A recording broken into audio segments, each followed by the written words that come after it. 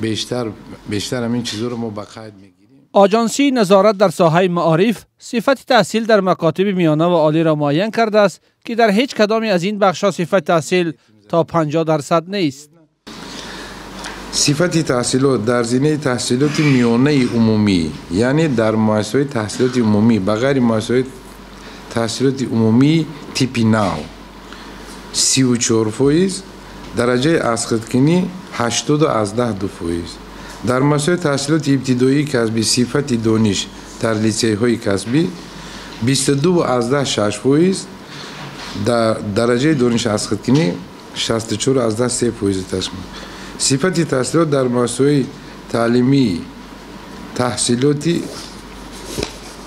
میانه عمومی 34.3%، از دانش اسقاط‌کنی درجه دانش اسقاط‌کنی 72%.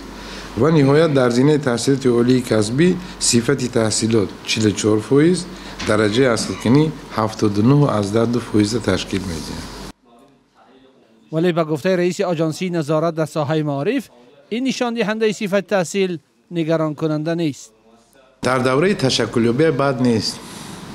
خداخواه با سال به سال. اما منیره عنایت و وزیر سابق معارف تاجیکستان این درصدی را برای عصر 21 نشان دهنده ناچیز می‌داند. اگر از نقطه نظر اصول عمومی جهانی بگیم، این نهایت کم. این معنای آن دارد که در کالج‌ها مردم مکتب‌های عالی کسب می‌آموزند.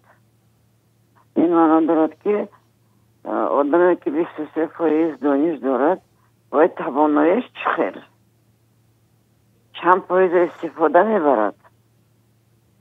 یعنی وقتی که کار بمیرد و با صفت کار کرده نمیتوند، نتیجه کارش نهایت پس نشد. این نشان داده بعد هست که آدم متخصصی که ما تیار کردیم حاضر در جای کارشون از وی پس کار میکنند.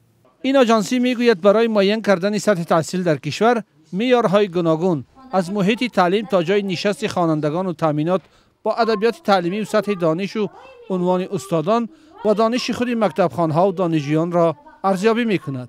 با گفته این نهاد درصدی سطح تحصیلات به نتیجه بهای خوب و اعلی و درجه اسقاط‌کنی مکتبخوانها و دانشجویان و بهاهای مثبت یعنی اعلی، خوب و قناعت بخش تکیه میکند.